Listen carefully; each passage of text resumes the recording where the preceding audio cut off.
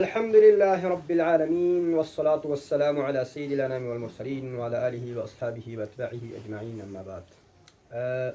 نن په دروسو د حسن کې اخرنی درس تقریبا په هغوی کې یوه خبره چې د سننو ماسوه دغه نور کتابونه لکه مسانید د دغو رتبه څنګه ده. اوله خبره په دې کې دا ده د هلته پر سننو باندې بحث وکړي. اخرنۍ خبره دا وکړه چې پر هغه موږ تفصیلواره هم کړې ده. ومن علیها اطلق الصحیحه فقد اتا تساهلا صریحا. چا چې اطلاق پر سننو باندې د صحاحو کړی دی دا صریح تساهل یې کړی. دا خو په هغه تېر درس کې وه.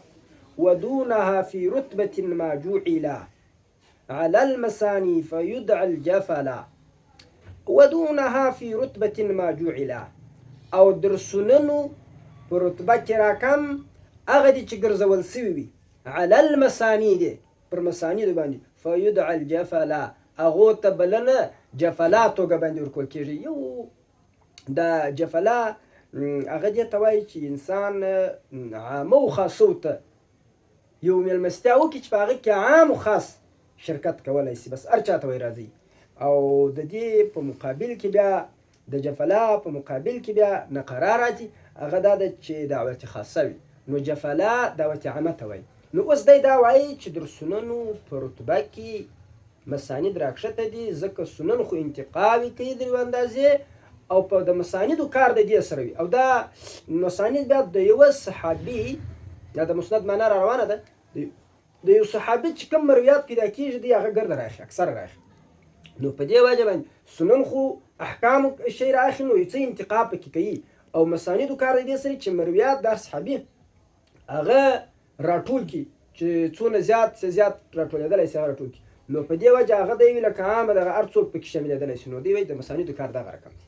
په هر حال په رتبه کې سنن دا دی وایي چې لوړ دي، بیا مسانید دي په دویمه نمبر کې کمسند الطیالسي و احمده.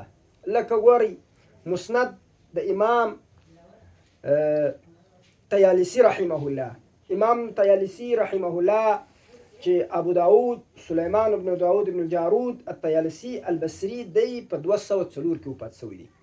دا د مسند دا یونس بن حبیب دا راجمع کړی دی.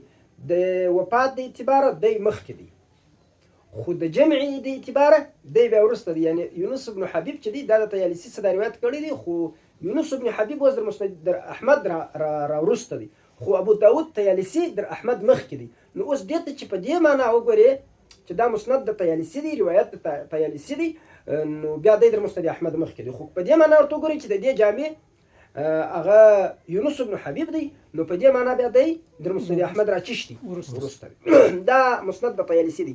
و احمد او بل بیا مسند د امام احمد بن حنبل رحمه الله دی. مسند د احمد بن حنبل رحمه الله د زوی عبد الله را جمع کړی.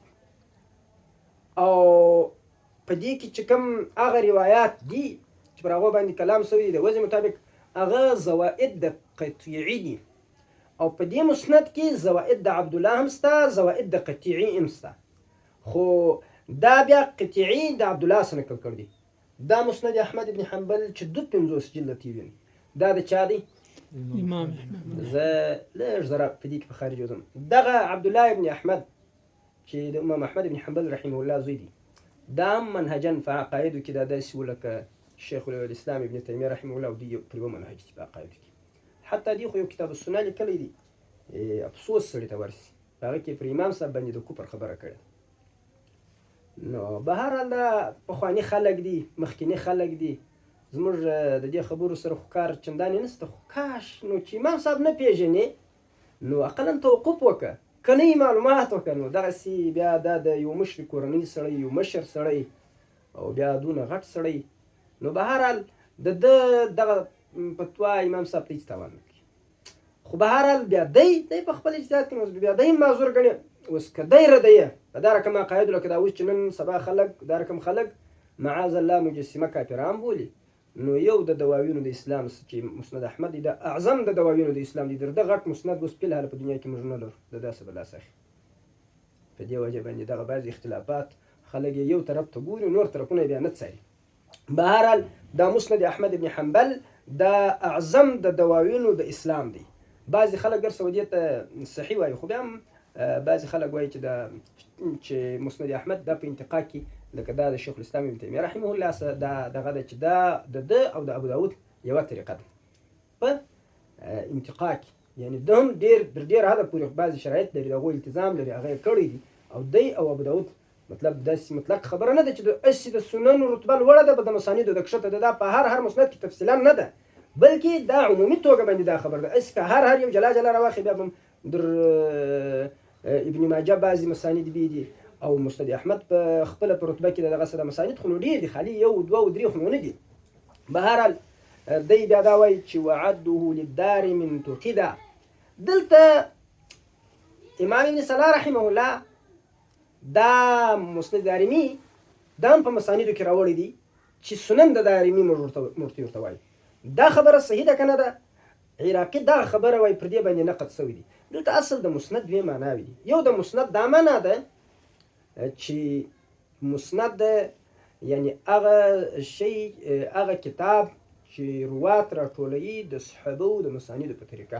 یو دویمه دا ده چې هغه کتاب چې هغه خپل روایات مسندن راوړي. په دې معنا سره خو نو المسند الجامع الصحیح دغه بخاري مسند نن پکې شته، په سنن د صحیح د ابن خزیمه کې د مسند نوم شته او دا رقم په مسلم کې مسند شته. په دې ټولو په نومو کې دننه داخل مسند شته. هلته مسند په دا معنا دی چې یعنی با سند شی ذکر کوي، او که مسند په دا معنا چې پر ترتیب د صحابو مسانید راجمع کوي، په دې معنا سره بیا د دارمي مسند نه دی، او که په دې معنا سره چې په سند راوړي بیا دا هم مسند دی. خو به هر حال اوس دا هغه د دارمي چې کوم سنن چاپ شوی دا هغه مسند سنن دی که مسند بل شی دی. په دغه کې علما دغه لري، خو بهرحال مسند نه دی ښکاره شوی، دغه ښکاره شوی دی. علما نظرونه پکې لري، خو خیر که د مسند بیا خالي د سند معنا شي نو په هغه معنا سره د دارمي کتاب دا مسند دی. به هر حال دی وایي وعده للدار من تقده چې دارمي ته په مسانیدو کې بولي پر دې باندې نقد شوی دی. دا مسانید د بعضې غټ مسانید هغه مسند د ابن ابي شیبه دی او مسند د حمیدي دی، دا د امام بخاري رحمه الله استاد چې اول روایت د امام بخاري د حمیدي څخه دی او دا د بخاري شیخ هم دی. دا د اقدمو مسانیدو نه دی. او مسند د مسدد ابن مسرهد ابن مجرهد دی چې دا د ابو داود او د بخاري او د خلکو په اساتذو کې راځي. او بل مسند د بقي ابن مخلد دی چې دا هم د اعظم مسانیدو څخه دی، خو دا تقریبا په دې کې یوازې د ابو هریره رضی الله تعالی عنه روایات 5400 دي.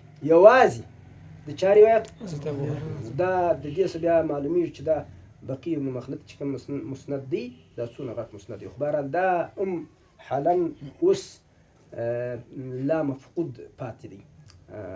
دا مسند د بقي ابن مخلد دی. نو دغه هغه مشهور مسانید دي دا. او بل دا مسند د عبد بن حمید دی، مسند د ابن منیع دی. دا خو مشتي ګرده په دا مسانید کې خو مشتي دا راغلي دي. نو دغه څه مسانید دي او د دې رتبه سوه. یوه خبره د نن په سبق کې دا ده. دویمه والحكم للإسناد بالصحة أو بالحسن دون الحكم للمتن رأوا واقبله إن أطلقه من يعتمد ولم يعقبه بضعف ينتقد. ورد دویمه مسله دا ده چې ابن صلاح رحمه الله وایي چې کله دا وویل سو چې هذا اسناد صحیح یا اسناد هذا الحديث صحیح، یا دې اسناد صحیح دی دا وایي چې پر اسناد باندې او پر دې باندې چې کوم حکم وشي دا پر متن نه دی. والحكم للإسناد بالصحة أو حكم چې پر سند وشي په صحت سره او بالحسن یا په حسن سره دون الحكم للمتن او دا در متن د حکم رقم نه دی، دا در هغه رقم دی. یعنی کله کله سند کې روات ثقات او سند متصل او عدول ثقات متصل سند وي نو سند صحیح دی. خو آیا متن یې اوس صحیح دی که نه دی؟ نو د سند حکم پر سند باندې دا حکم پر متن نه دی. د متن د حکم او د سند د حکم دا فرق شته چې د دې اسناد صحیح دی، دا اسناد علی شرط شیخین دی، دا اسناد دی رجال د بخاري دی. د دې دا معنا نه ده چې د دې د متن هم صحیح دی، ځکه کېدلی شي چې د بخاري رجالو کې یو خطا وتلی، متن کې بیا علت وي، شذوذ وي، نکارت وي، دا شی وي. نو ګوره یو حکم پر سند دی، حکم پر سند دا داسې نه دی لکه حکم پر متن.